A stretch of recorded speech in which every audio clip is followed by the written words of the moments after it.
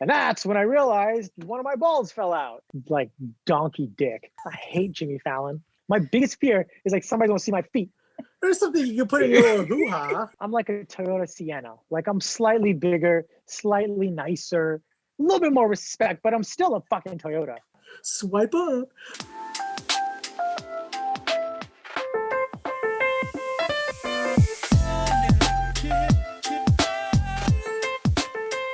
First and foremost, I think this is a perfect place for you to do a mini introduction. Tell us who you are and what do you do?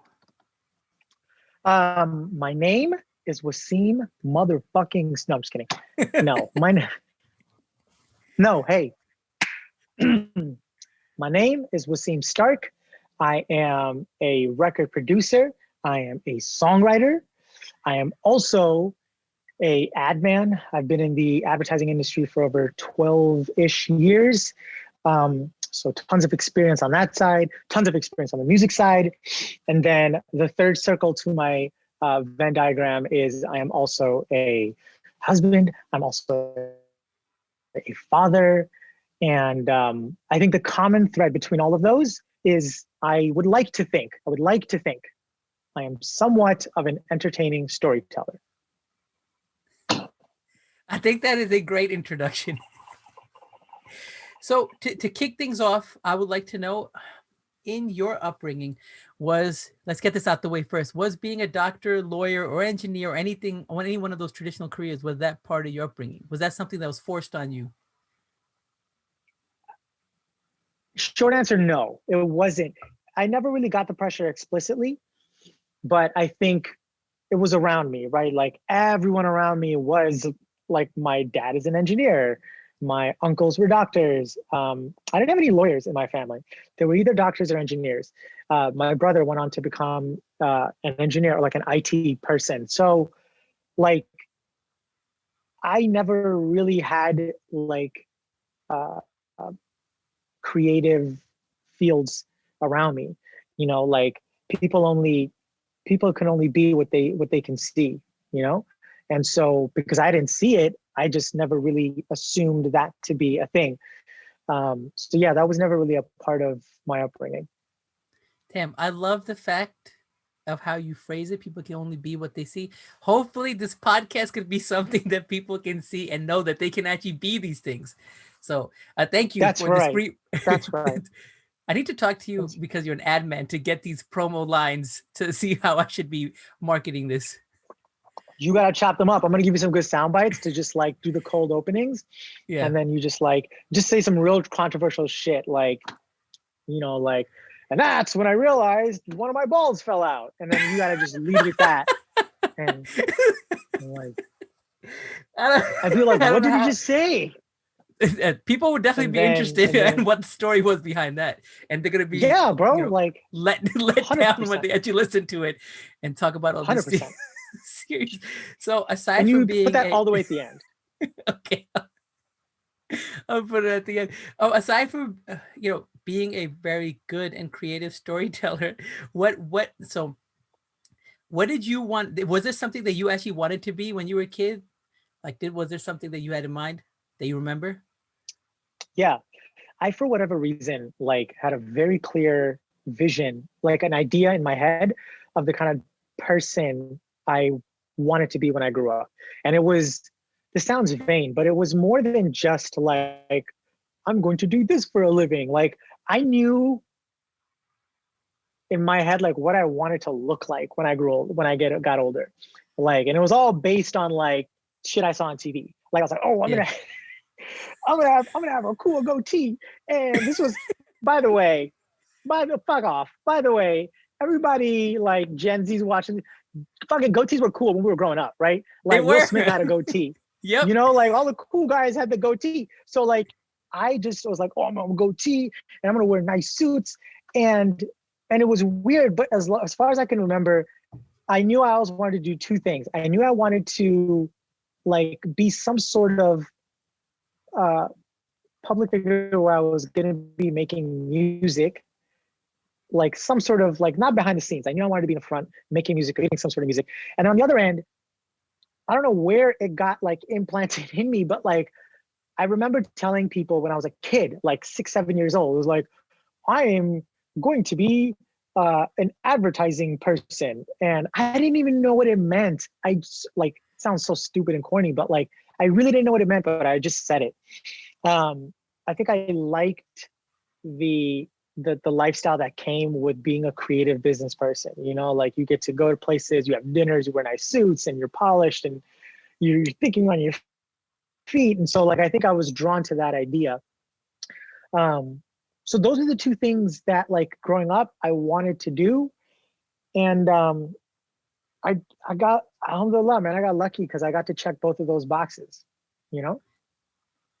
That's some serious self-awareness at, what'd you say, like 6 years old, walking around like, yeah, I'm gonna do advertising, especially since you said like around you, all you had Yeah. people with more like traditional careers.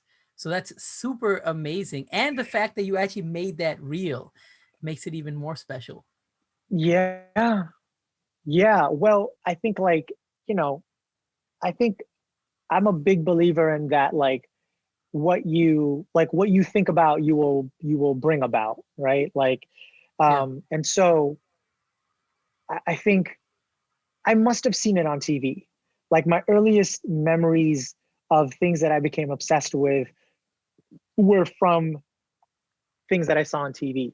And so I definitely must have seen things on TV. I also remember like reading, I'm sorry, not reading. I also remember like my dad would come home with like the newspaper, and I was always drawn to like the pretty pictures in the newspapers. Yeah. And I would ask him, I'm like, what is this? Or like I was just like, what is this? He'd be like, oh, that's just an advertisement, or that's just an ad.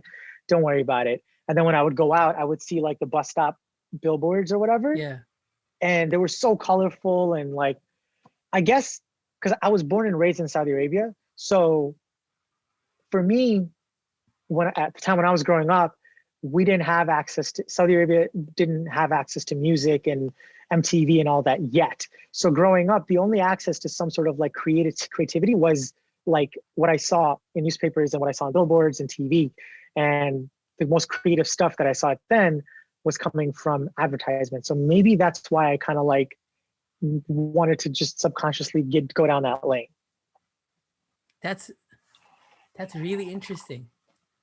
I mean, the fact that you were gravitating toward it when you were that young obviously means something, and the fact that you're still doing it now means. And since we're talking about that, what do you actually like? Now's like a good time to kind of break down what you actually do in each one of your fields, and a little bit more detail so people can have an understanding. Like, what does it mean to be an ad man, and what does it mean to be a producer, songwriter? Yeah. Well, okay. I'll do I'll explain what an ad man does first. I'll start by saying what he doesn't do. He does not do anything. He doesn't do any of what you see Don Draper do on Mad Men. Like, none of it. Nobody is smoking cigarettes and drinking scotch at 9 a.m. Nobody gives me that much respect at the off. Like, nobody does that. You know, I definitely don't get that kind of respect when I come home. Nobody's got dinner for me when I come home. That shit ain't happening. All right. So all that shit is out the door. What I do is I have been in the advertising industry for over 12 years now. And I started my career in digital advertising before social media really took off. And we would design and create and then, you know, post up banners, like online banners. And like back in the day, banners were like a thing, like New York Times homepage takeover, and then the banners would talk to each other. Like, we would do those. We would come up with those kinds of things. But as I grew on in my career, how I would define it now is really 3 or 4 different facets to the advertising cube. The first is I am the senior most person that meets with the clients. I sit down and understand what their challenges are for their brand, what their objectives are for the year, what kinds of things are they struggling with, really understand the DNA of the brand, right? So one of my former clients was H&M. So sitting down and really understanding the DNA of the brand and understanding what communities does it connect with, right? and what does it stand for? What are its values, right?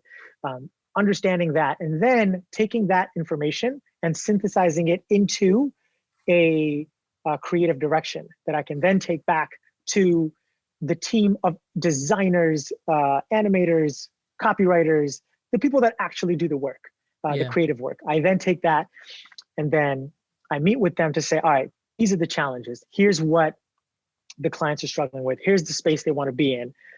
How do we make that happen on these platforms, right? And then once that's developed and done, once the pretty pictures are made, I then go back to the client and then I sell the shit out of it, right? Like, here's what we did. Here's why we didn't do it. Here's why you're wrong. Here's what you wanted. Here's what you needed, you know? So it's a lot of verbal gymnastics. It's a lot of like moonwalking around a meeting room, figuratively speaking. But it would be dope it's a lot if of that's that. how you were convincing them, just moonwalking around. I might do that in the next pitch, bro. But yeah, it's all that, right? It's understanding that a brand is nothing more than a collection of values, right? My point of view is that, you know, in 2020, 2021, for the past 10 years, ever since social media kind of really took off, no one really gives a fuck about your brand. What they care about are the values that your brand stands for, right? That's why Red Bull is just a shitty fizzy drink. Like, it's an acquired taste. The first time you had Red Bull, it tastes like hot dog water. It's fucking gross, right? I remember when I tasted Red Bull, it was gross. Me too. Fucking disgusting, bro. But it's an acquired taste. But what it stands for, you want to align yourself with that, right? It stands for, you know, like breaking boundaries, be living on the more kind of extreme side of life, or now it's kind of associated with nightlife. So of course it's cool. It's been mentioned in songs and things like that. So you align yourself with that. And so for me, I'm less concerned about the product and services, you know, and the talking points of the product. I'm more interested in like what makes your brand values tick, and what are the things that really differentiate you from the Pepsis and Coca-Colas, or in H&M's case, the other kind of fast fashion retailers. It's understanding that piece and then communicating that to your creative team in a way that inspires some big ideas, and then giving that back to the clients, and, you know, doing that back and forth dance at a high level. Yeah. Does that make any fucking sense? No, it makes perfect sense. There's a little bit of Don Draper in there. No, it isn't, bro. No, it's not, bro. That honestly, for me, like I have very limited experiences with the advertising world, like in an agency sense too. So I think that gave a pretty good insight of what you do and what your actually role is now. Yeah, I don't want to say like, you know, when usually when you ask people what they do, it's like, oh, I fucking hate this. Like, oh, I do brand strategy and social media architecture and all this fucking like verbal bullshit that doesn't mean anything. But like the actual like mechanics of what advertising is, as I understand it, is what I just explained. So like anybody that wants to get into that business, like especially in the account side, you know, like, because my title is managing director. So you know, if you want to get into client services, that's the path. There's other verticals, right? There's the creative, there's project management, there's finance, you know, whatever. But for me, what I liked about advertising, and I still love about it, is it's creative. There's a little bit of performance to it, where you get to present ideas and you finesse, you know, what you say in a certain way. I love that. I love kind of like, I love the choreography of a presentation, and like, you know, reading between the lines. And, you know, I wish I was as effective of a communicator in my personal life as I am in my professional life. It would have saved me a lot of money in therapy. Don't we all? Don't we all? Don't we all? Irene's always like, don't talk to me like one of your fucking clients. I'm like, I'm not. Like, you know. Since you mentioned, you know, someone coming down these different verticals. If someone wanted to, for advertising, before we get into the music side of it, if someone for advertising wanted to get to where you are, right, after where you're there now, how would you recommend, like, what kind of path do you recommend them to get to where you are now? Like, how do you get there? So that's a good question. So my path was, I think, a lot more complicated than it is now. Yeah. Now there's literally a platform where you go, you find the companies you want to work for, you friend the people that work at those companies, and they post the jobs right there, and you can apply. You don't even have to like fucking write a cover. You literally, it's like a one-click apply. You upload your resume on LinkedIn, and you can just hit apply to the job, and they send you a resume. That's it. Now, hundreds of people are also doing it, so now you really got to stand out. But the way I did it was way more dramatic. I finished. I graduated college, and I was like, oh, I'm gonna go. I was like, I gotta get a job. So I got this like bullshit, like, I'm not gonna call it bullshit, but like I got this like whatever like job as a coordinator in the marketing department of this small company, and it sucked so bad. Like I was doing like email flyers and like just not at all what I wanted to do. It was quite literally the opposite of what Don Draper would do, right? So I was like, I'm not doing this. I was unhappy for like 6 months. And then one day I serendipitously started watching The Pursuit of Happiness with Will Smith. Yeah. And I was so inspired by that movie. I'm so inspired. I still like get like misty-eyed watching that movie, but I was so inspired by that movie. I left the theater I was either watching it at home, I think. I don't remember where, but I finished the movie, and the next day I like quit. I was like, I'm done. Damn. And then came home, and I was like, my job now is to find my dream job, right? So I was like, okay, where am I going to be? And at the time I was in Chicago. So then I was like, I'm going to go to New York, and I'm going to like get a job there because that's the capital of like the culture capital of the world, the pop culture capital of the world. I applied so I would like go online to these websites. I would find the HR person or the hiring, or I would call them and find the email that I would like send resume. And I have a folder. I still have it. I have a folder of like of all the resumes I sent out. It was called like New York Jobs, and I sent out 178 resumes. Damn. Like handwritten. Like personally manually like emailed, dear Mr. So-and-so, my name is ethnic name. I am looking at 179 times. And out of those 179 resumes, one called back. And that's the job that like that served as the launch pad. Because once you're in the business, then you're able to move around.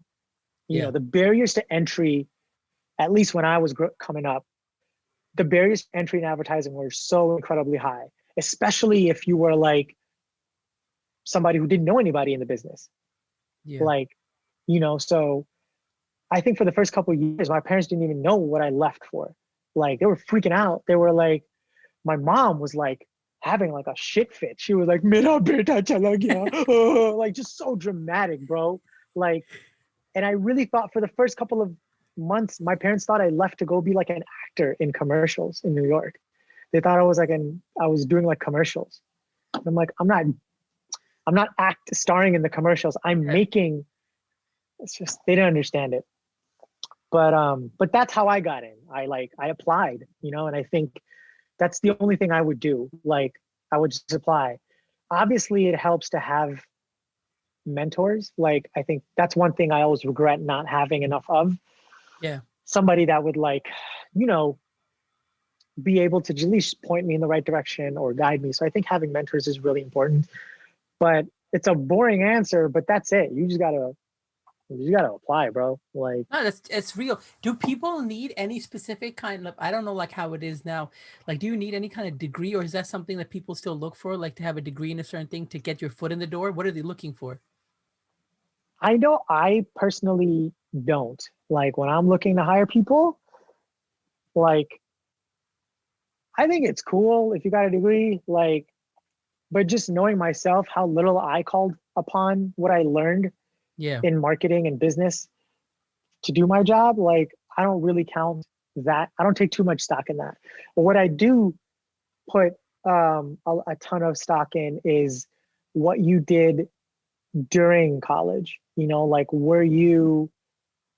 did you did you start a creative venture? Like, did you start a blog? Did you take up photography? Did you help some local business with their marketing? You know, like I'm more interested in that. Yeah. Did you take any internships? Um, I value I value experience. Like I consider experience. Like I don't give a fuck about your like your career, your job, or I don't give a fuck about your like your diploma Yeah. or your degree. Like no disrespect, but like I'm more interested in your emotional intelligence than your academic intelligence. I mean, that makes sense. I feel like a lot of industries, especially in the creative field, actually not even in the creative field, Elon Musk says the same thing. Like he's like, I want to see who can solve problems. I don't care about, you know, your degrees. Because sometimes also Yeah. things are moving so fast that something that you learned might not even be relevant by the time you're done, which is sad, but it's true. Yeah, I think there's definitely an aspect to that. Like I think it's like I need somebody who's able to like read a room, somebody with razor sharp social cues, somebody who can hold conversations and is able to read the temperature in a conversation, you know, and Yeah. a lot of those things you learn, but there is just kind of like an innate kind of like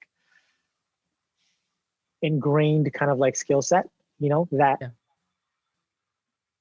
you get better at. Uh, so I'm more interested in, at least in the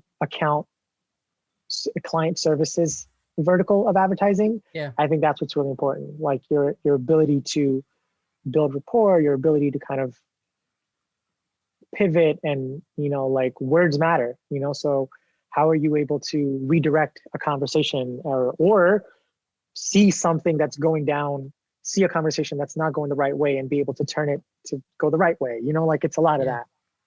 Now that we're back after some technical difficulties, I wanted to get into the other half of what you do, which is your music side. And I want to know, Yeah. aside from what you do and what your day-to-day is like when it comes to your music, is also like, why Mhm. do you do both? Because I'm guessing both of them are a big commitment. Obviously, you know, your day job and your night job, it takes up a lot of time aside from being, you know, a husband and a Yeah. father. So I am interested in learning on why you continue to do both. And like just a subpar sex symbol. Like we got to add that to the job description too. Like takes up a big part of my time. We'll It's a get big into part of my we'll time. get into that too. Yeah. Yeah. We'll circle back to that one because that's what's important. I think people need to know that too. If that's what you want to be, a Yeah. subpar Yeah. sex symbol. Yeah. Like not like medium ugly. You know, like not so like unapproachably attractive, right? Because that's a thing, right? You don't want to be unapproachably Yeah. attractive, but like just medium ugly. Like here's a guy, he kind of looks like a slightly better version of the guy that I used to hate. We'll entertain this. That's the pocket. I'm giving away keys, bro. That's the pocket. That's the All pocket the you should fellas be. need to tap in, bro. That Slightly is better the than the guy pocket. that the person hates. Yeah, no, that's it, bro. You out here like people are doing, boys are doing too much, bro. They growing their hair out, they getting six packs. No, brother, you just got to be medium ugly, like just right, right at the cusp of me. Might be good looking. He might like in the right lighting. You know what I'm saying? Like, Skincare is right. But we gotta yeah, talk. you know what it is? Yeah, it's the grooming. It's the grooming, bro. Like that's my selling point. You know, I'm We medium should be ugly, but my talking. grooming is beautiful. We should talk about when you're dropping your skincare line. That's what we should be talking about. We should. I don't know what I'm gonna call it. Skin by Stark. Ew, that's gross. No, you That just call it sounds so medium gross. ugly. Medium ugly. That's it, bro. Like I'm telling you, that's the key, man. Like, I'm telling you, you just got to be medium ugly. I'm just a slightly better version of the standard. Like, The stock image. yeah, I'm not a Camry, you know? I'm like a Toyota Sienna. Like, I'm slightly bigger, slightly nicer, a little bit more respect, but I'm still a fucking Toyota, you know? This is going to be a fun interview for someone listening of how you go from talking about your music to how you're Toyota Sienna. I'm gonna. This is actually, Self-awareness, bro. I'm not out here trying to be the G-Wagon, bro. I'm not trying to be the G-Wagon, bro. Yeah. I'm trying to be like the C-class, just entry level, bro. You know? Like, let me live, bro. Honestly, it's serious. No, I think self-awareness is Bande, very yaar. important. Bus.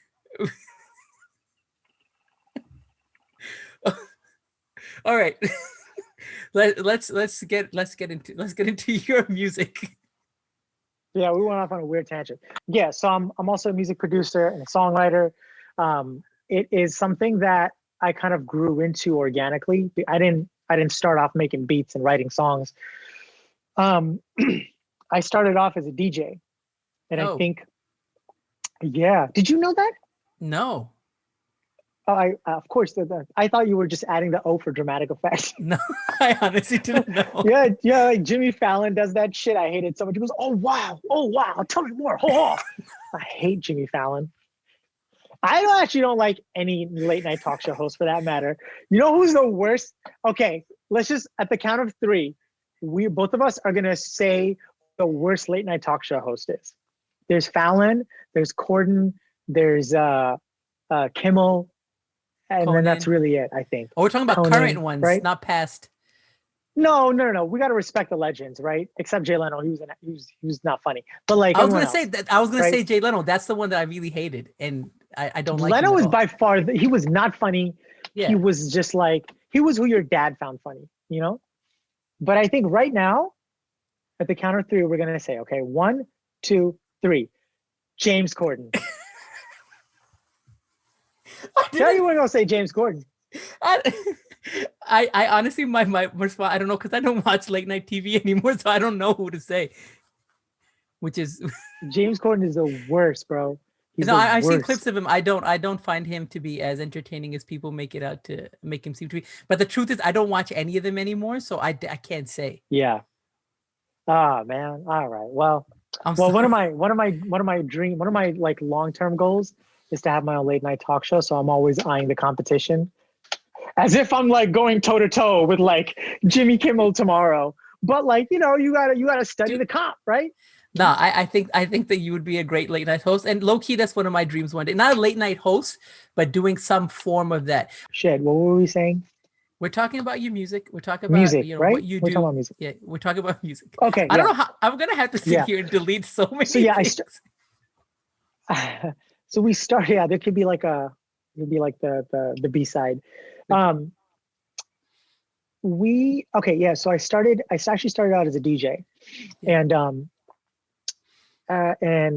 eventually I kind of like hit a wall creatively where I was like I was dependent upon the music that people were putting out. Like I could only create new music by taking someone's beat and someone's vocals and making it, and then it was a song.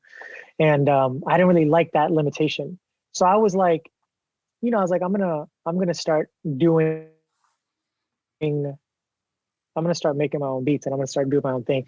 And one of the first people I saw, and again, goes back to what I was saying earlier, is like you can only be what you see, what you can see.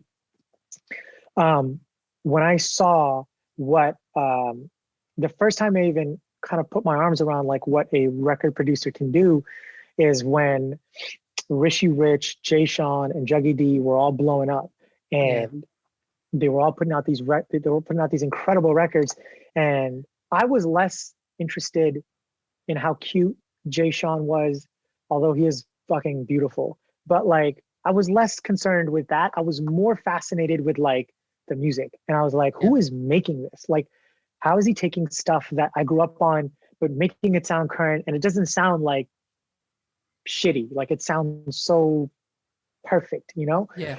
And so he was one of the first people I saw, and I like became obsessed with like production. And then I started going back to like older hip hop records, and I was like, whoa, this is crazy. Like these people are actually creating something out of nothing. And I thought it was magical.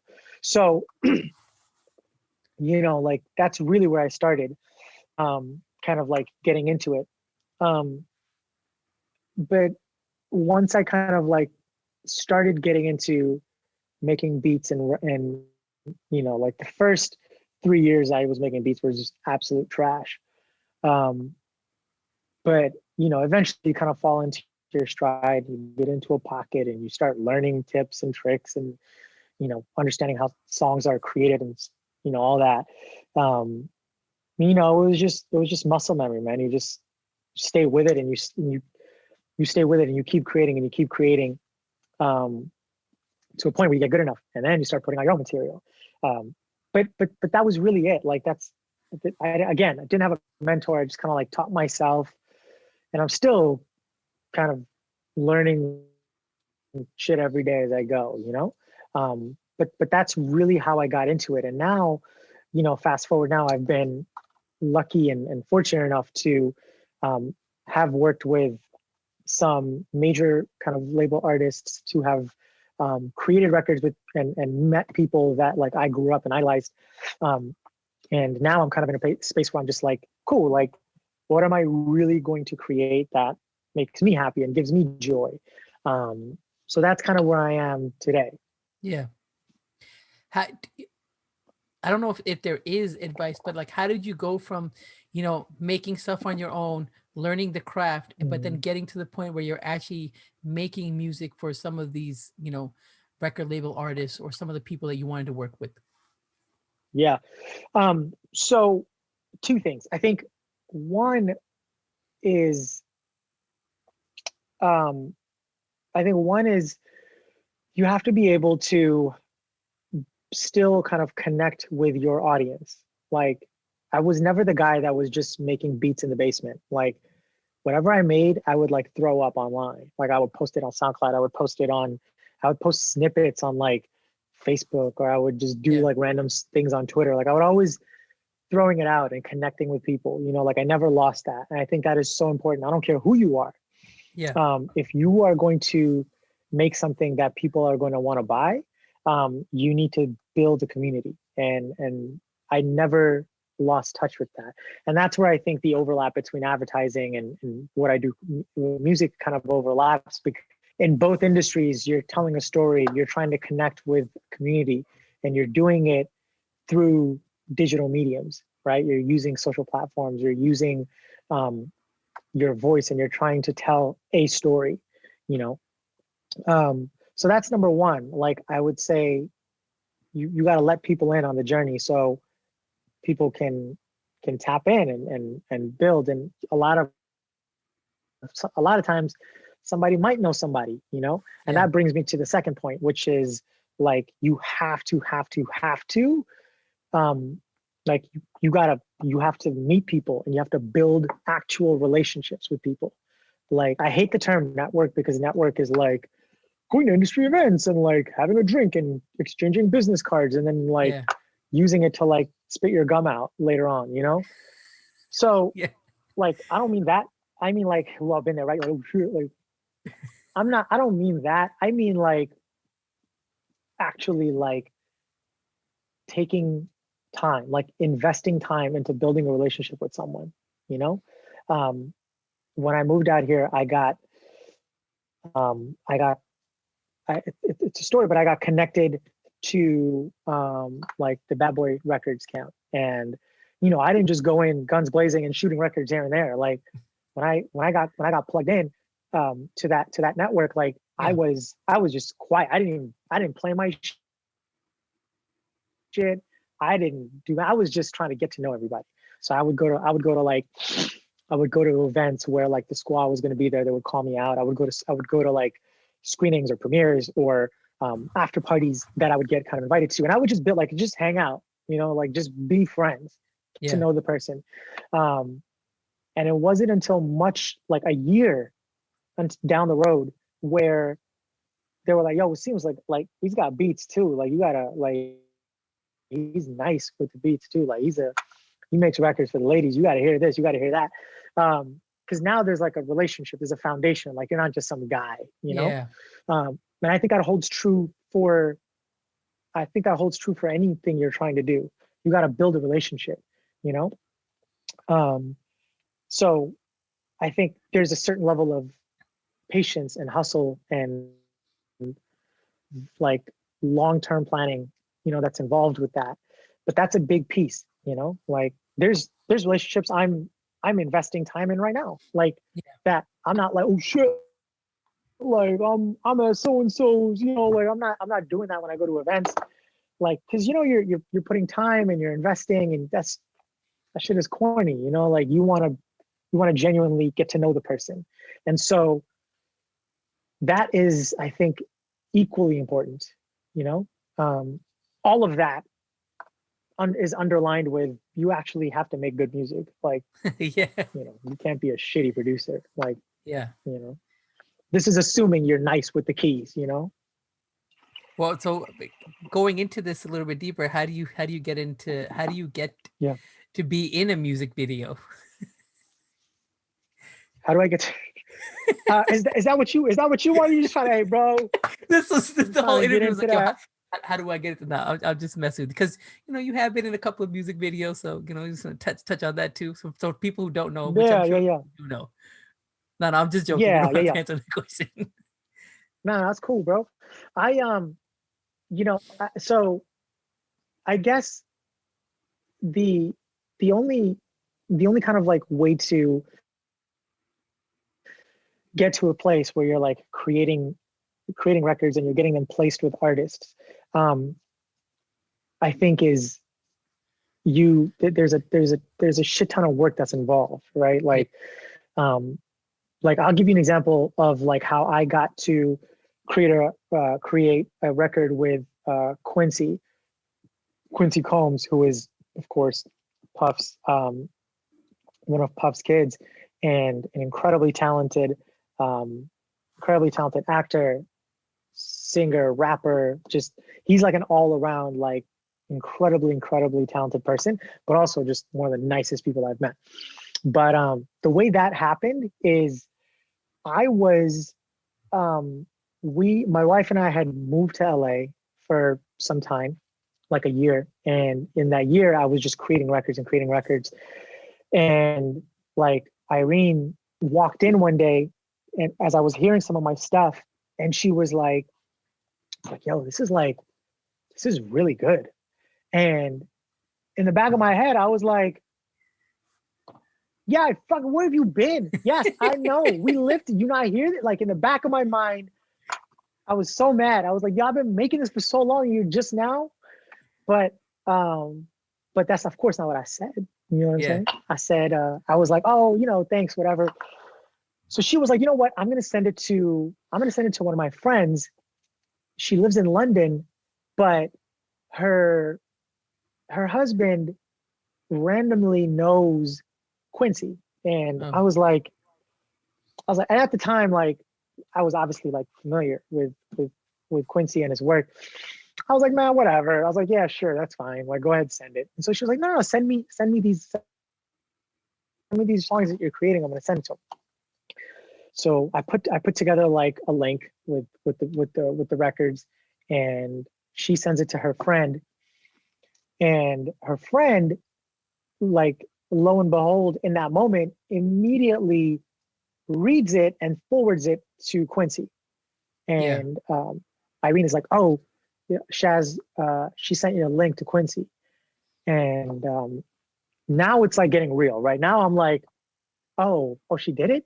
And she's like, yeah. I was like, oh, that's cool, whatever, it's fine. In the back of my head, I'm like, oh shit. I was like going back in the link, I was like switching records. I was like, oh, let me put the good ones at the top. I usually get the shitty beats at the bottom. And then like within, I think, a day, I get an email. Like the next day, I got an email I think it was, yeah, I think it was from Quincy. And, Q was like, he was like, yo, this stuff is super dope. I'm gonna connect you with my manager.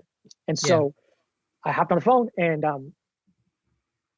with his manager, we chopped it up, introduced ourselves, and he said something that always stuck with me. And he was like, look, before we do any business, we're just trying to get to, we should like build a friendship, like just come out to where we're gonna be tonight. You know, like bring your wife, like let's meet each other, let's hang out, whatever. So Q was having like a screening party for his show that he was in. And so Irene and I pulled up to that. We met everybody there, and that was really the beginning of the friendship, you know, like from then on out, like, you know, wherever they would be, like, you know, they would hit me up or I would hit them up, and we would always try and link up. And again, like, you know, we built a relationship for a long time. And this is after Q had heard all the records. So he knew I was nice with it, but we didn't really lock in, I would say, for like 6-7 months, you know? Got it. And so we spent that time building for like 6-7 months and like creating a relationship before we ever got into the studio. So like I tell that story to everyone who's on like social media and like goes on to like people's artist profile pages and is like comments on the photos like, yo, check out my beats. Or they'll DM artists and be like, yo, we got a collab, we got a link. Or like, yo, I just made this beat, can you check it out and share it if you like it? And it's like, that's not hustling. That's just, that's asking for a handout. Like there's a difference. Like you're not doing any other work. You're just asking someone to check you out and put you on, you know, like that's literally the equivalent of like, if I would have gotten that email, if I replied back and be like, yo, like, here's the instrumental, like let's lock in right now. You know, like you wouldn't do that, bro. Like I don't like, it sounds so weird. Like I don't even know you, bro. Like how am I going to do business with you? Like, why are we just going to lock in and share something as intimate as art? Like, that's so weird. Like I would never just take my shirt off in front of you. I don't even, you know, like I don't know you like that, bro. Yeah, that's a good way of putting it. I don't even take my socks off. Like I don't even take my socks off. And like when I sleep over if I ever had to sleep over at people's houses, my biggest fear is like somebody's gonna see my feet. That's weird. I don't show my feet to people I don't know, bro. So why would you collab with people you don't know? Yeah, it makes sense. You might as well be sending like a picture of your foot when you're asking to like link or collab. It's weird, bro. Don't do it. They might have more success if they send a picture of foot with the link attached versus just asking for it. You got pretty feet. Listen, bro, if you got pretty feet, listen, man, times were tough last year. I was telling Irene, I was like, look, I'm just gonna start an OnlyFans, but it's just gonna be my feet. Like, I got pretty feet. So like I got elegant ankles. I feel like there's a lot of dudes that might be into it. And let me just get these puppies cleaned up. And I'm just gonna like post a couple photos and see what happens. She didn't let me do it, but like could have been an extra in the revenue stream, you know? Now we got baby number 2 coming. You might see me post a link of some, bro, feet pics. But I digress. I think that's the, I say all that to like, yo, build a relation, you know, like don't just hit people up randomly on social, you know, like you can follow them, you can comment and organically let that build. I think one thing that you said that's really important, even for someone like me who doesn't always, you know, think of even music or even the work that we do like that, is like a lot, like you creating art is very personal. And you are right. Like, why would you create something so personal with somebody that you don't even know, or you don't have a connection with? So the fact that that guy wanted to have a connection with you before you made something like that, I think that is something really important. I think that's something that's really glossed over in a lot of industries, but especially something like music. Yeah, I mean, I feel for like, I like, you know, especially if you're like if you're an artist that like sings or raps, like, man, I would have so much anxiety, like, you know, like, and I see it, like I feel for a lot of artists when I step into a studio with them, Yeah. it's our first time working together. And I see them like, you can hear the anxiety in their voice the first couple of takes. Yeah. Like it's very tense. They'll like, God forbid they hit a wrong note. They're like, I don't, oh, my bad. I can't believe I did that, bro. Yo, you know, I don't sing like that, right? Like I'm nice. Yo, my bad, bro. Let's do that again. I'm like, dude, it's fine. Like, just, it's cool. Like, Yeah. but it's really, really hard. Like, you know? Yeah. So the next part that I'm interested in is like, why do both? Because I am imagining that this takes a Yeah. tremendous amount of time, energy, and love. Aside from being a parent and being a husband, taking on 2 full-time jobs, why continue doing both? Why not pick one? Yeah. Yeah. I think the, well, the short answer is I think I just really love doing both. Like I can't, I think we're living in a time now where you don't have to pick one, Mm, you know? Um, and frankly, if I was going to just do music, I would be doing so much of what I'm already doing anyway for my own brand, you know? interesting. Like I would be developing brand strategies. I would be developing platform strategies. Like, what am I going to do on Instagram? What's my content calendar going to look like for Instagram? When am I going to do my Clubhouse? What are the topics? What kind of TikTok content am I going to create? Like, you know what I'm saying? Like, I would be doing that anyway. Um, so I think there's a really nice duality that comes with it that I enjoy, and I've taken the leap on both ends, by the way. Like, I've put down the headphones for like a year and Yeah. just done advertising. And I last year took the entire year off and I made the least music ever that I've made. Hmm. You know, I couldn't do it. And I think there's a nice, the reason why is I think like I've built up like this duality in my mind of like this Bruce Wayne Batman thing where one has to exist for the other to be there as Yeah. well, you know? Like there's no Batman without Bruce Wayne, and there's no Iron Man without Tony Stark.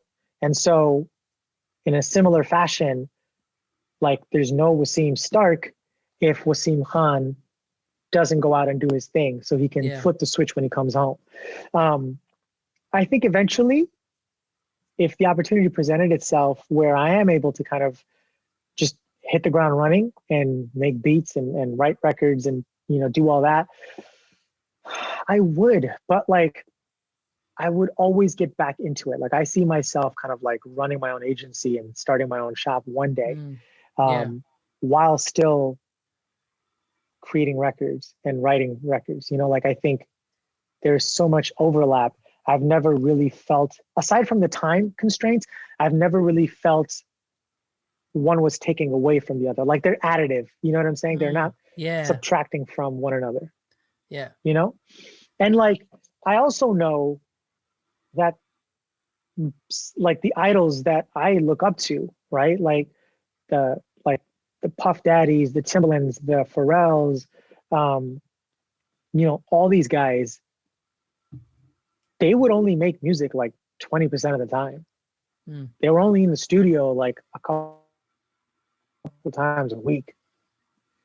You know, like the rest of the time, they're building a business. They're going out there. They're marketing the shit. You know, and so I understand that there's a there's an intersection between commerce and culture. There's an intersection between music and business, and you know, like the sooner I learn to walk that line, I think the better prepared I will be for when it is like go time. Do you know what I mean? yeah. That's really true. I did definitely have not thought about that, but yeah, those guys are definitely businessmen and musicians both. It's not mutually exclusive. It's not just one. Yeah, yeah, I Yeah. think so. Like, bro, like you know, like Puff was yeah, now granted, it was his office. He was building his thing, but like, Yeah. he's still in there, conference rooms. Like, he's Yeah. still on his desk taking phone calls. You know what I'm saying? Yeah. Like, Yeah. so I think like, I think I enjoy it. You know what I'm saying? Like, and I'm at that point now where because for a while I resented one or the other for a very long time. I was like, man, if I didn't have this, I could just be doing that. Or man, if I didn't have to pay the bills, I could just do it, you know? But like, Yeah. I'm at a point now where I'm like, no, you need both to really balance who you are, you Yeah. know? Because if one goes the other, it goes off tilt, you know? That makes sense. Now that we've gone through what you do, and you touched Oh a my little bit God, about that was question 1? that was question 3. Oh my God, No, I'm so sorry. no. I personally, well, the tangents were very entertaining, interesting to me. No. Going back to like what you touched Oh, upon, I'm and I so wanted to sorry. get I wanted to get into this. You know, you talked about how when you left, your mom was freaking out. You know, mera beta chala gaya. Now, Yeah. seeing where you are now, how do your parents feel about, you know, the path that you chose? You know, you quit your 9 to 5 or the job that you had and just went and you did your own thing. Mhm. Yeah. I think they were, be careful about, sorry, let me turn this on. I want to be careful about my words, because I think it's important. I believe that every generation is bound is bound by their like limitations of their emotional capacity and their understanding of the world, right? And like our parents' generation they inhabited a certain world. They understood the world to be a certain way, and they tried their very best to prepare their kids for that world. The problem was, by the time we were ready to live in the world, it changed. And so we grew up in a very different reality. And so, like, I'm empathetic to a lot of parents that don't fully outright support their kids in their creative endeavors or endeavors that they don't understand, for that very reason. They just don't understand. It's foreign to them. Like, I was in advertising. I was a businessman. Like, and they thought I was doing commercials. Yeah. Like, that's not lack of caring. That's not lack of, they just didn't get it. Like, you don't know what you don't know. And, you know, like, they're also bound by their generational trauma and toxic cycles, that they don't feel like they have to learn new things when they get to a certain age, you know? And so, you know, it's that like तुम क्या समाज तुम क्या हमें सिखाओगे, हम तो ये हैं और वो हैं, you know what I'm saying? It's all that, you know? तुम्हारे इज्जत नहीं है, तुम कितने बड़े हैं हमसे और ये सब, you know, it's all Yeah. that. And I grew up with a lot of resentment of like, my parents were never against what I did, but they also implicitly put a cap on how far I would go with it, right? They always said, well, this is his hobby. Like, you know, like they were Yeah. like, oh, you know, Waseem to college में business पढ़ा है, लेकिन तो music इसकी hobby है, you know, like they would always say it that way. And, Yeah. you know, again, like, I think that's why it's so important how you talk to your kids and what you say to your kids, because that shapes and molds your limitations, you know? And so for my parents, they were cool with it as long as it was a hobby, you know? So when I did try and take it further, it was always met with some form of implicit resistance, you know? They never were like, don't do it. Yeah. But it was also never outright championing. I think they were tolerant of it. And therein lies a very, very like big conundrum of like, how do you reconcile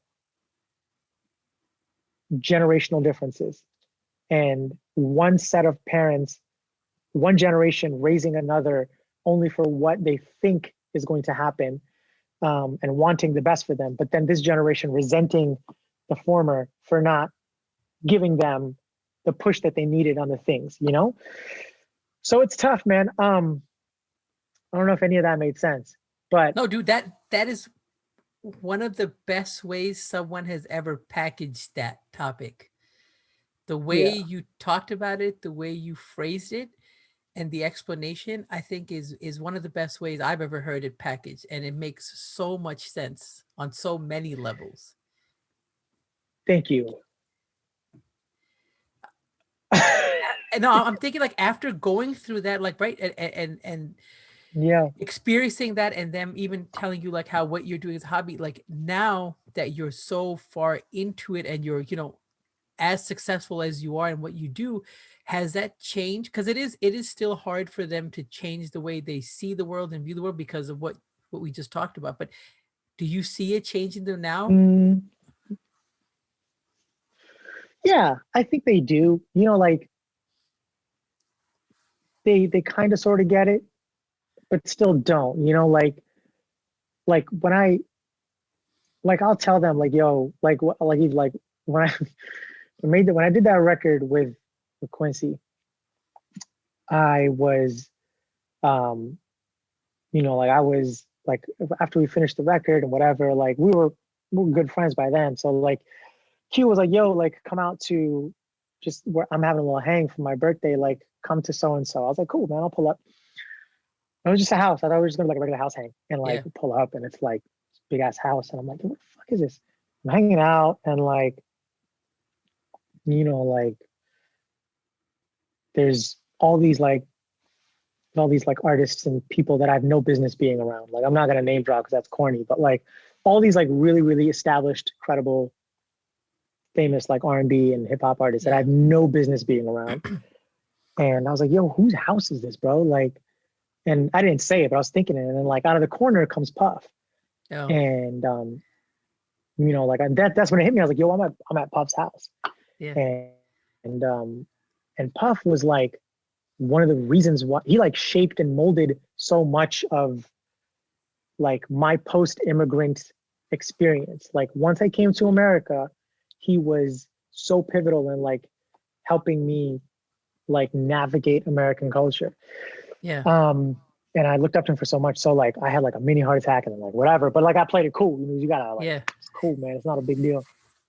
But you know, that's the big homie, you know. I was like, whatever, it's cool, whatever. But like I went home and the next day I called my dad and I was like, Dad, you won't believe this. Like I was at so and so and I was like, do you remember that guy that would come on TV and he had like these shiny suits on and like he always had these really great records and I would always listen to them. And he was like, yeah, I remember. And I was like, I went to his house yesterday. And he was like, that's cool. How's Irene? And I'm like, Leave it to parents to you like know, shut you down. I was like, dude, come on. Like, just humor me. Just fake it. Just, wow, that's so cool. Just fake it. And I was like, you know, God damn it, man. Like, they didn't get it, bro. Yeah. And I say all that to say, like, he is, to this day, he is supportive and he's, you know, he'll always ask me like what I'm doing and da-da-da. But like, you know, I don't think he fully understand the extent of like what it is that I want to do, what it is that I do, you know, like that's cool though. You know, like how much can you really, how much, at what point do you like say, all right, this is as far as this thing is going to go with this person. Yeah. I can either keep trying to pull him to try, or her or them to come to this side, or I can just meet them here and understand that I am my own person and they are their own, you know? So to be clear, they're not anti anything. Like my relationship is good as far as that's concerned. But I'm talking about like, I think there's levels, right? There's resistance, or there's like absolute like zero tolerance, shut down. Like no. Yeah. Then there's resistance. Yeah. Then there's tolerance, which is like, all right, we'll let it go. Then there's like just kind of like, like supporting of like a hobby. And then there's the ultimate, which I think is like advocacy. You're championing someone's talent Yeah. and you're nurturing it and you're growing it and you're letting them do the thing that they want to do. And I understand now, like as a parent, that's a very hard thing to do. But, especially if you don't understand it, Yeah. like if my daughter grew up and wanted to be like, I don't know, if she wanted to like bake cake pops for a living, I would be like, I understand cake pops. If she wanted to like do some random thing, like, Yeah. I don't know, she wanted to do something that I didn't understand. Like, I can see why I would have such a hard time like blindly like championing Yeah. it. But yeah, so they are supportive, but also, I don't think, excuse me, I don't think they're supportive, but would, I don't think they ever fully met the level of support that I felt I needed, Yeah. you know? That makes, that makes sense. And unfortunately, I think that is something that a lot of people have struggled with in our generation because of what we talked about, what our parents went through and their understanding of the world and their understanding of the potential. And the reality of it is a Yeah, lot has changed. And even for what you just were giving the example, like, even me thinking about my son, because our world is so much bigger, or our understanding of the world has become so much bigger, that even when you mention something like cake pops, like you get it. And like the world we live in now is so different than what they grew up in. So even if my son did say something random, I'd be like, you know what, man, if you're actually really good at this and you're really passionate about it, like let's do it. But I do think that yeah. you have to at least be good at it. If you suck, you got you got other problems. I'm also, yeah, you got cut it. I'm also very aware that the next generation is probably going to pick apart a million things that we did wrong. Yeah, You know, 100%. like we are like, I know, like we know what fucking woke brown Twitter looks like. Like it's all sorts of things about like this, that, and the other. And yes, it's all true. It's all Yeah, true. It's all valid, you know? But I guarantee you, like with the of course obvious exceptions of like parents that are just emotionally, mentally, physically abusive, yes, that clearly have issues, and those are very unfortunate situations. But I'm talking about the general kind of majority, and I guess I should just talk about my experience, not everyone else's. But like I know that my parents did the best that they could with the information yeah, and experiences and situations that they were in, you know? yes, And it's always easy to look back and be like, yo, you did this one, could have did that, da, da, da, like, and it's all true, it's all valid, but like, it's always 2020 in hindsight, And so I yeah, know there's going to be so many things that like, there's going to be memes about how we parented when this generation grows up, yeah. They will be. So yeah, so I'm aware of that, and so I can't I can't be too in my feelings about what I did or didn't get, because I know how lucky and blessed I was to get what I got, and also am aware of and empathetic to the completely different world that they were in, Yeah, and how much it has changed in like the 30 years or so, yeah. you know. Uh, so yeah, it was cool, man.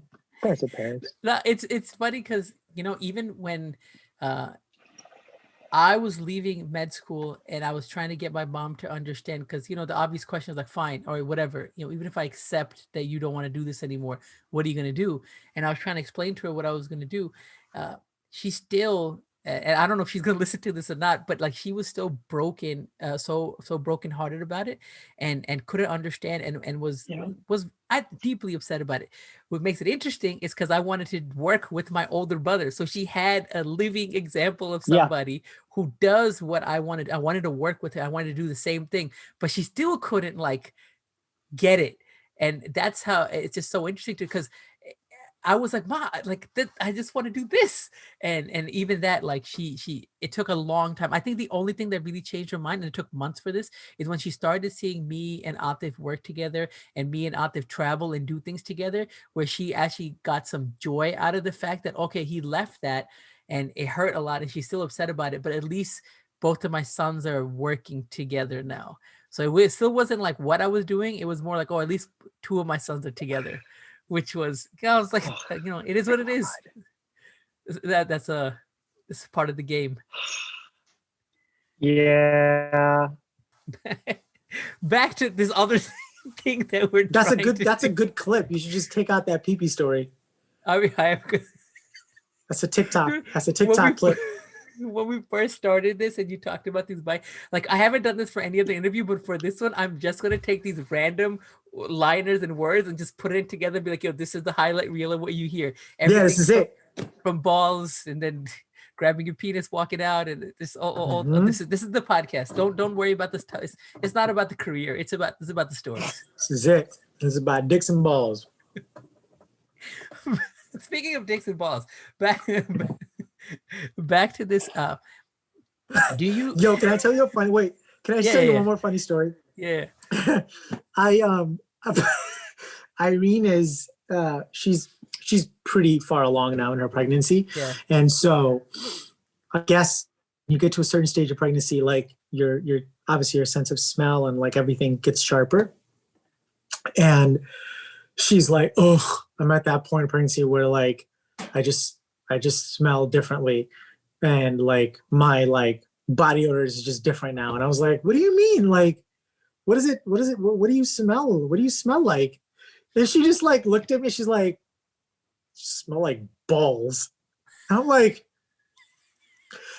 first of all, like I was so many things to unpack but the first, and this tells you how vain I am. I was like, what you mean? You don't like the smell of balls now? Like in my mind, what's wrong? as if mine smell like bath bombs, like as if I have just like a testicle filled with like potpourri bath bombs. But like in my mind, like I swear to you, I didn't say it, but like, and I had to stop myself from thinking. But the first thought was like, what's wrong with my balls? Like, what do you mean? Smells like balls. Well, like in my mind, that's where my mind went. Yeah. And then I stopped. And then the second thought was, yo, why is that smell so top of mind? Like, what you mean? Like, what? Why is that top of mind for you? What are you doing that's top of mind for you? Yeah. That's thought number two. And then this tells you how fucked up men are. And then the third thought was, that's pretty gross. That's pretty gross. It took me two problematic thoughts to get to the right thought. That what you were trying to express. What you mean? You don't like the way balls smell? What you trying to say? What are you trying to say? I knew my dad didn't want my hand in there for some reason. Yeah. It's the smell. Oh, that should be the opener to this video. What you mean? You don't like the way balls smell?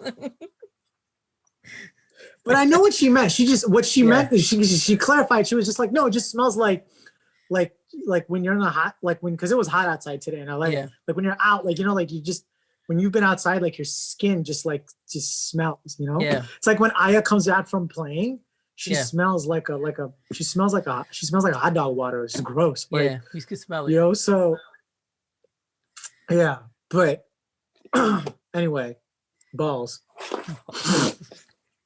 I don't know how many times like balls have come up in this conversation. Smells like balls. I was so offended. As if that's funny. That's the first. That's the first thought. Like, yo, what do you mean? Like, yeah, how vain, how fucked up how highly must I think of myself that like I'm offended that there's a lot going on up here, bro. There's things to unpack, things to figure out. deodorant, I Gotta guess, go to back. use or whatever needs to be done. They make, I think they make like some sort of thing that you can put in your like private area now to like make it spell better. I'm sure. Yeah. I like how you said now you're saying private area after all the times balls and drinks. now it's There's something you can put in your little hoo-ha to make it smell better. oh. So we were talking about life advice. Back if back to your careers, what do you feel like were some of the greatest challenges that you had to navigate to in both industries? Yeah. I think in both industries, the common ground is both had really, really high barriers to entry, you know? Like in advertising, like you had to knock on I had to knock on so many doors before one said yes, you know? Yeah. And I could probably say the same thing about music. Like I had to submit my music to so many people, like so many people, you know? And a lot of times, you know, like I think getting a no is probably the best thing. Like I'll give you an example. It was like 2006, 2005, and like EDM was like all the rage. Like I'm talking like just obnoxious EDM, like fist pumping, like Jersey Shore style EDM. Yeah. And Black Eyed Peas were like at the top of the charts. Like I Got a Feeling, like it was nonstop, like, you know. And so I was I was creating just back to back, like dance records after dance record, you know, like, and I composed this record, like just the beat, and I sent it to Atlantic Records, and an A&R that I knew there. I sent it to him, and he was like, "Yo, this record's gonna be perfect for Black Eyed Peas because they're like in this pocket right now."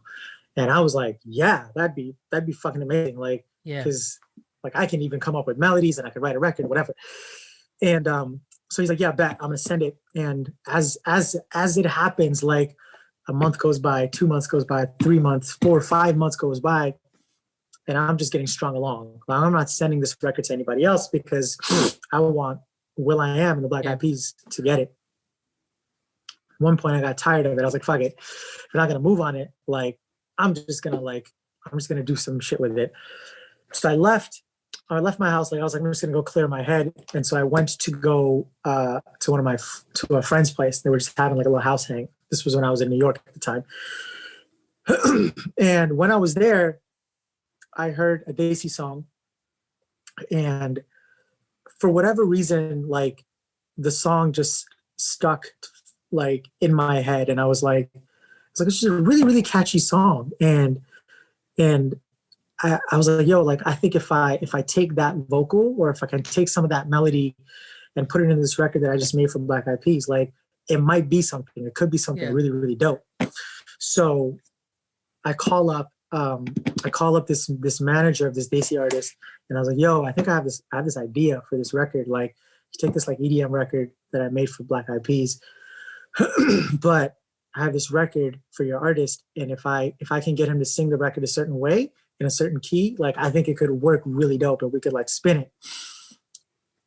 And so we locked in, we cut the record, and that was the record that became Bad Girl by Mickey Singh. Yes. And so, you know, like if Atlantic didn't just keep stringing me along, and like that didn't happen, like Mickey and I wouldn't have created Bad Girl, you know? Yeah. So I think sometimes getting a no is also just a really, really, it sucks in the moment, but I think like that's on another trip, like when people are like, yo, this isn't it or whatever. And I'm like, cool, like there's probably another home for it, or it's gonna lead me to something, you know?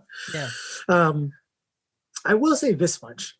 There's never been a time that I've put out a record or I've put out some sort of song and it didn't lead to a better opportunity. Oh shit. You know? Yeah. Never.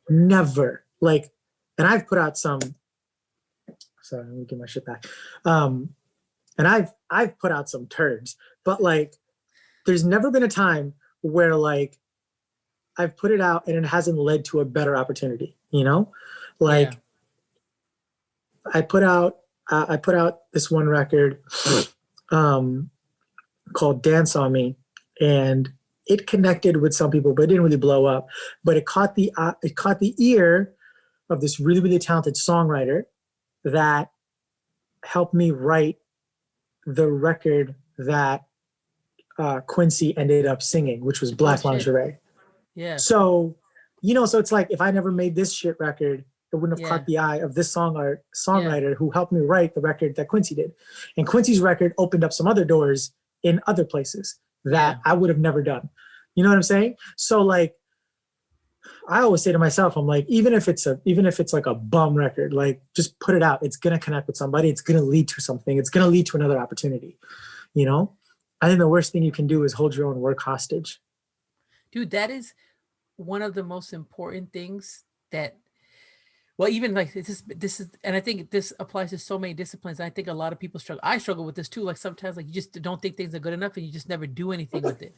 And then you're right. You're missing out on so many potential opportunities. They won't connect with everybody, but it might connect with somebody, which will lead to something else. That's amazing. Yeah. And I think there's a lot of, and I know some musician friends of mine, like they refuse to release music because they're just so terrified of what it is to like share something, but they're missing out on so much. There's always something, bro. Like I like, you know, and I should be taking my own advice, but like, you know, something as simple as like, I put out this beat that I made the beat a couple of days ago. I made a little TikTok and I said, yo, duet this, you know? Yeah. And that has, I don't even need it to go viral. I just needed the right voice to land with this beat. And like within 2-3 days, I found the artist. I was like, that's it. Like, that's what I want.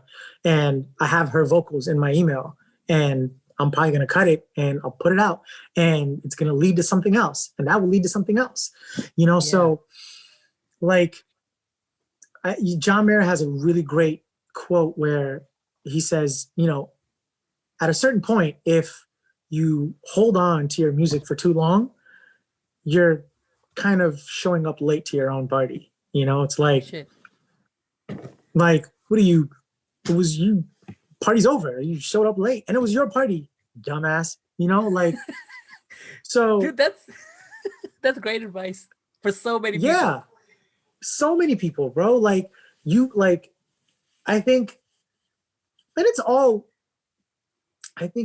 valid, you know, like I'm not here to like shit on people that have anxiety about sharing their art or putting their work out, because as we discussed earlier, it's a very, very personal thing. Yeah. And it's not for everybody, you know, to put yourself out there. I was saying a lot of people will, you know, have genuine like fears about putting the record out, putting their art out. But I mean, and I know what it's like to have people say your shit sucks, you know? Yeah. But like I always have to remind myself, like the people that are talking shit are just like a small group of really, really, really loud people. There's like a vast majority of people that are actually fucking with the music and are actually listening to it, you know? Yeah. But you know, so, and if it doesn't work, then fuck it, just nobody cares. Like, you know, literally nobody gives a fuck. No, it's something that I have to work on. There's so many things that I never do because I'm always constantly thinking so much about, and it's the truth is nobody gives a shit. And there's a lot of people who like your stuff and like, you know, like what you do, and we should just do it, but it's stupid. Speaking of advice though, because I think that what you just said is so valuable and it applies to so many different disciplines. But if you had to like give yourself, like your younger self advice what would you tell your younger self, or what advice do you have for young kids now? Because the world's different. The world's complicated. Yeah, I would tell them to wear sunblock. Number one, wear sunblock, like 100%, bro. Oh, shit, bro. I can't. Look, come on, man. Come on, you see it, bro. Come on.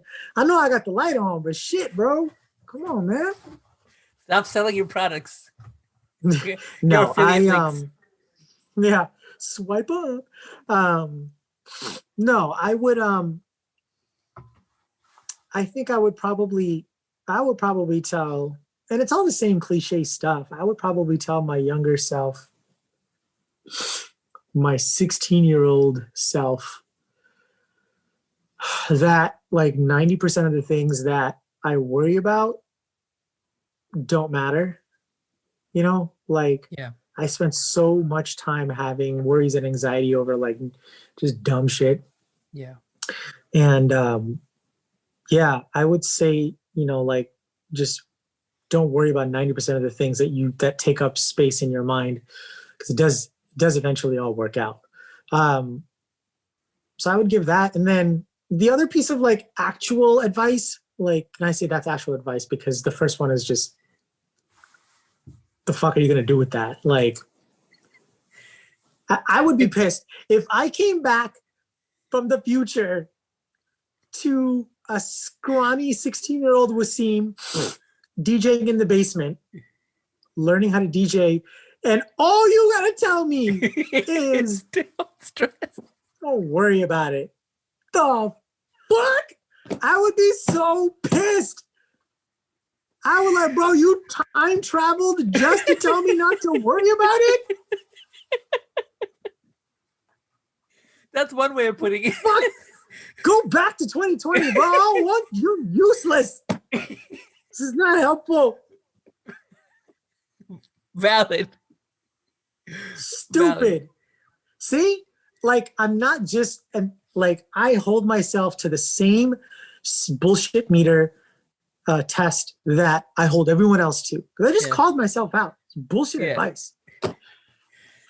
But the actual advice that I would give my 16-year-old self is that you should work on establishing your relationship with your family as an adult sooner than later. Like, establish an adult relationship with your parents, with your siblings, because they will see you as their child, they will see you as their younger brother, they will see you as the kid forever until you actively go out and establish yourself as an adult in their eyes. Now that means something different for everybody, right? But do that sooner than later, because in our households, in our communities, more oftentimes than not, it's not our own fears that hold us back. It's our fucking families. So, like, brown people are not scared. We're not scared people, you know? We're fucking brave. It's our families that we're crippled by, you know? It is, that is a very, very, very true. We will sneak out of the house and go like do some wild shit, but then come back and change because we don't want to get our parents upset. Never mind, we just did some illegal shit. Never mind, we did all this wild shit that we could have gotten like arrested for, but God forbid our parents find out. You know what I'm saying? So I would say, like, dear Waseem, like work on establishing yourself as a young adult, and then when you get to be the age where you feel like you're an adult, like establish those boundaries and establish those relationships so they see you as an adult.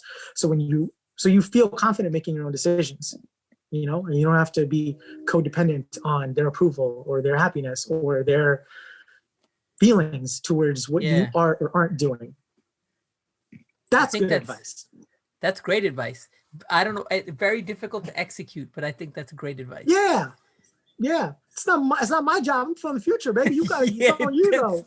it's your problem. So Yeah, your what problem. you want good advice that's easy?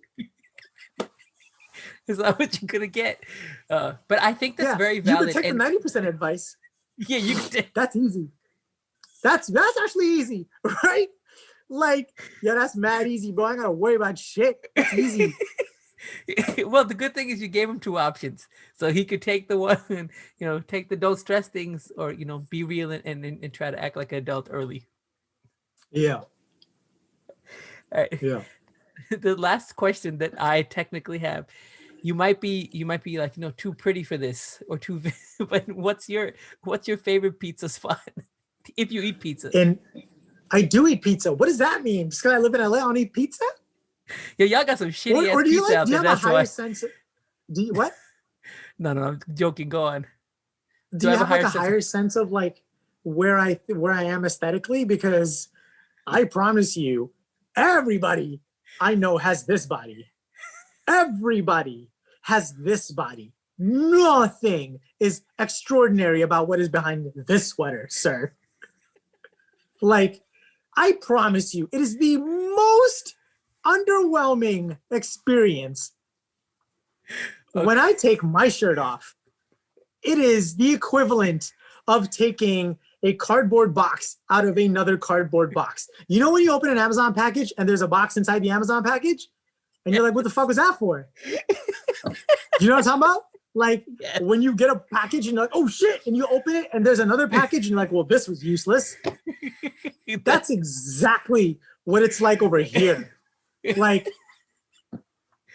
I have the most average body. Everybody has this body. Like everybody has this body. Your cousin has this body. Your dad probably has a slightly downgraded version of what's happening underneath hair. Like, we're not gonna get into what my dad looks like shirtless. But do you have a favorite pizza spot? I do. What is it? It's in LA. My favorite pizza spot is Masa Pizza in Echo Park. Okay. It is it's like Chicago style deep dish pizza. Yeah. So it's just, I've learned that with Italian food, it is less about like what spice is and da-da-da. It's more about how fresh the ingredients are. Mm. And man, they just use these tomatoes. Ugh, like they just melt in your mouth. They're just so good. And it's so thick. It's probably just like, it's heavy. Like you could eat like, Yeah. Like I could eat 2 slices. I could eat 3, but I would hate myself. But like I eat 2 and I'm like done for the day. And the cheese is just so fresh. It's the best. So I like Masa Pizza in Echo Park. Yeah. Trying to think of any other pizza spot. It's so good. And like, like people will like beef about like, New York style, Chicago style. Ah. Shut the fuck up. I'm giving you a recommendation. I'm not here to argue the merits of one versus the other. There is no argument. It's all pizza. Just enjoy all of it. Yeah. So pizza's like your thing? That's like your... That it is one of my things. It's funny because over the years, people have started associating with me, even though like there's a lot of foods that I love, but for some reason pizza comes up a lot. And people ask about it a lot. Yeah. Like there's certain foods that like I always associate that there's certain things that I will always eat when I'm watching a certain movie. Like when I'm watching Ninja Turtles, I'm always eating pizza. Yeah. Like pizza just hits different when you're watching Ninja Turtles. That's where my love started. Yeah. Like when when like Michelangelo would just grab that slice, you're like, damn, that looks so good, bro. And then like you order the pizza and it's nothing like it. But fucking Domino's, it's like cardboard and like the cheese doesn't even stretch. And you're so let down. You're like, this is not what Splinter would like, It's true. But I have a appreciation for Domino's too, in the right place in the right time. It does. I think so. Do you fuck with Little Caesars? I haven't really had Little Caesars. It is in Brooklyn where I grew up, but I barely ever had Little Caesars. All right, hear me out. All right, hear me out. Because Irene put me on to Little Caesars. Okay. Because I was like, I'm not. If I want trash pizza, I'm going to the best trash pizza place. Yeah. I'm going to Domino's. Yeah, for sure. But like, their sauce, Little Caesars sauce that they use on their pizzas, it's got a kick to it. So, because like Domino's and Pizza Hut, like, well, let's be honest, Pizza Hut changed the game with the stuffed crust. Like, yeah, right? Like they changed the game with stuffed crust. Domino's, I feel like, is trying to get their footing, and like, they're convenient. They got the app or whatever, but I don't ever feel like I'm hitting it. Papa John's got the garlic butter sauce, so that's a vibe. Yeah. But I'm telling you, Little Caesars, like, give it a try. Like, when you're at your lowest and you feel like, let me see how much lower it can go. Get yourself a hot and ready from Little Caesars. You will be surprised. I'm definitely gonna try it. I'm definitely not a pizza snob either. I don't judge. It could be frozen pizza, but if if someone thinks it's good, it's good. I would also recommend. Yeah, I would also recommend from the washed domestic aisle of life. DiGiorno has this. DiGiorno, hear me out, bro. Hear me out. Listening. DiGiorno has this croissant crust pizza.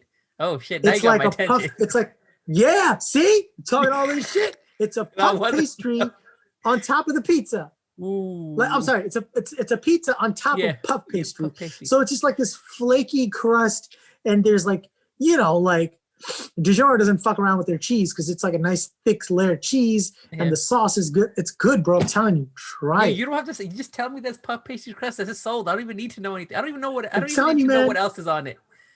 Yeah, I'm telling you. My thing is not pizza as much, although I will fuck up a pizza. But like, my thing is fried chicken sandwiches. Oh shit! What's your favorite fried chicken sandwich? Okay. All right. I just had it today. Because I would give myself some time. But so Shaquille O'Neal has this fried chicken restaurant. It's called Shaq's Big Chicken. Oh, now, shit. Hear me out. It's a chain. Yeah. It's a chain. And I passed it many a times driving by. If you're in LA, it's in Glendale. It's called Shaq's Big Chicken. And it's right by the Egg Slut and Shake Shack that's on Glendale. But the Uncle Jerome at Shaq's Big Chicken, I think, is one of the best fried chicken sandwiches I have ever had. Like, the consistency of the actual like crust of the chicken, the meat to chicken ratio, the slaw, the sauces, the bun, 10 on 10. I wouldn't steer you wrong.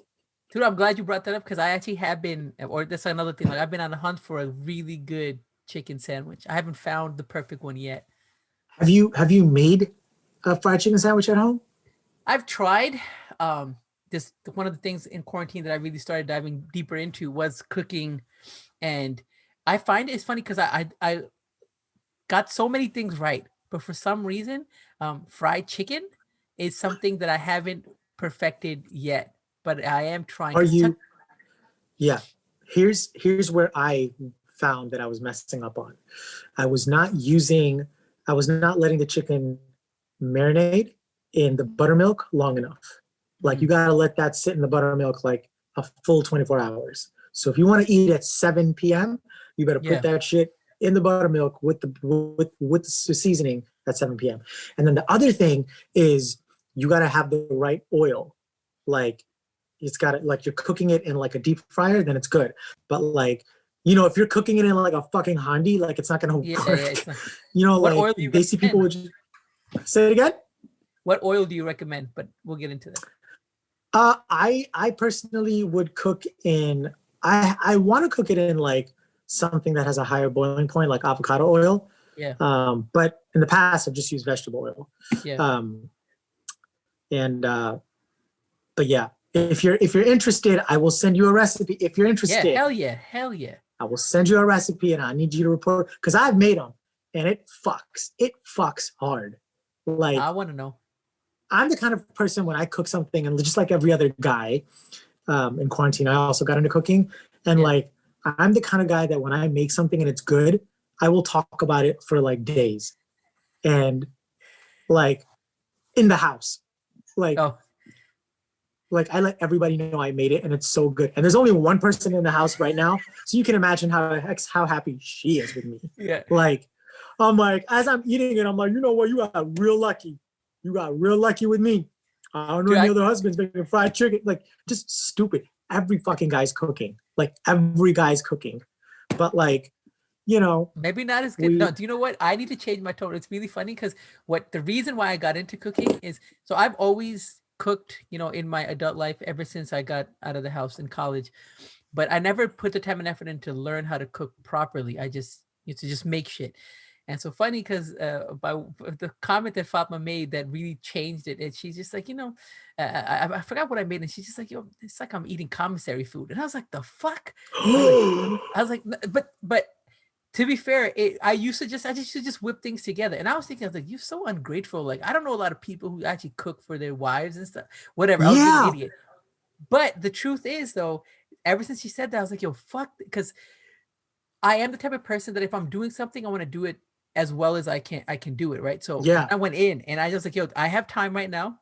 I'm going to go into cooking. And then now I tell her all the time, I was like, yo, she tells me, she's like, all I need to do was say that once. I would have said that years ago, because now she's getting like, you know, gourmet food, and I'm like, and the other thing that you mentioned is like, they see people make everything in one thing, and then you have to learn, oh, like you use a cast iron for this, and you have to use a Dutch oven for this, and all that stuff.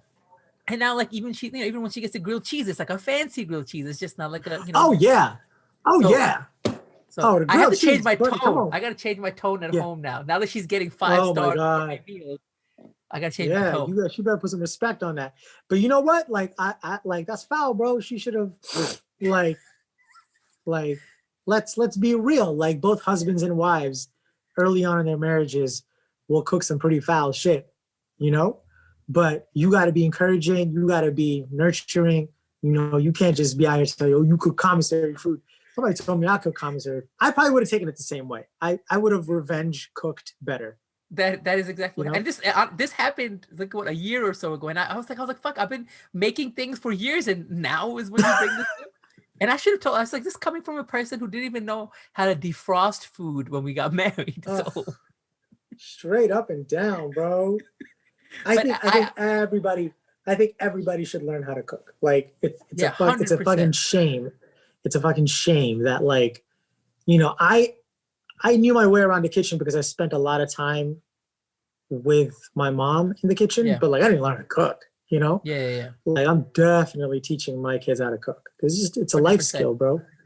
100%. And it's funny and sad how many brown male, they don't know or have no interest or think that it's not something they should be doing. I know some people who are in our generation who think it's like, oh, cooking. I was like, I don't do that. That's a woman's job. And I was like, the fuck? Wild. It's wild. Crazy. It's crazy, but it's still out there. It's still out there. I always say, like, there's two spectrums. There's the guys that will cook, and then there's the guys that, like, when you go to Desi weddings, they don't even get up when the food is called because their wives will bring them their plate. I can't believe it's always exists, but it's so true. Yeah. And it's always really awkward when you're sitting with them because you're like, I'm gonna go get food. Like, I'm gonna get up. And he goes, oh, cool, man. Yeah, you go ahead. I'm like, don't you want to eat? And he's like, oh no, you know, like, and it's always some fob ass couple, right? It's like, oh no, and then you got Shamaila. Yeah, you made me a kind of. I'm like, Shamaila, who the fuck? Like, what? Get up, get the food, bro. Yeah, I don't. All you gotta do is load your plate. Yeah, it's the other way. Actually, I'm the one who's bringing food. I was like, yo, man. And it's funny because there are people who will still call you up like, oh, what you getting food for your wife? What you doing over here? And I was like, what do you mean? What am I doing? I'm doing what any normal human. A lot of times, you know, males go first. So I'm like, yo, I'm grabbing her something too if I'm gonna grab something for myself. Bet. Yeah, bro. I'm doubling up. She's always like, and like, like, I try to eat on the healthier side. So I'll always load up her plate with like double the samosas and like double the chicken makhni, and I'm having like okra curry with like some fucking like dry whole wheat naan, and she has like garlic butter naan. And she's always like, "Why'd you give me the stuff?" I'm like, "Cause that's what you like, bro." It's like, you know. Okay. Last thing before we wrap up is, if Yeah. someone are you open to people, you know, if someone wanted to hit you up to get advice or wanted to get some sort of guidance, how would you like them to reach out, if you would want them to reach out? Yeah. No, it's fine, bro. People have messaged me, and I have tried to help them however I can. I think the easiest way to reach out is, I guess, email. My DMs are crazy. No, they're not. You can just hit me on. You just hit me on email. It's waseemstark@gmail.com. And then, yeah. If I don't respond to your email, then DM me. Because there's times where I just don't read, like I don't catch your email. Clearly, you know, because I missed your email. But yeah, waseemstark@gmail.com. Reach out, and if I can help, I will. And if you're asking for a handout, I will also tell you. Because sometimes, like, you got, like, you know, if somebody comes at you sideways, if I was approaching a situation the wrong way, I would like to be told. Yeah. Like, hey man, this is not it. Like, you gotta fix it. So yeah, that's how you get a hold of me. But that's important life advice too. Like, I think that it's important to call someone out, as, you know, in a polite way, to let them know that their approach is all wrong, and that's not how they're going to get answers. Yeah. And it's like, you know, like my friends, or even some, like, when I tell them, I'm like, yo, I did this or whatever, they're like, yo, that's mean. I'm like, it's because I care that I'm doing it. Because if I didn't care, I would have just ignored it. And they would have gone on with the shitty approach with someone else. Yeah. At least now they know, like, hey, I should probably, like, do this the right way. Yeah. Or they're like, fuck that guy. Definitely fuck that guy. Definitely fuck that guy. You know, like, for sure, fuck this guy. Yeah. Like, I know they read the message, they're like, fuck this guy. Like, but hopefully they change the approach. Yeah. Yeah. All right. This is where we'll officially end. I am super grateful for your time and knowledge and entertainment. Thank you so much for doing this. And I am so glad. I'm so glad. We gotta send this out on a song. Yeah. Now I can't post it.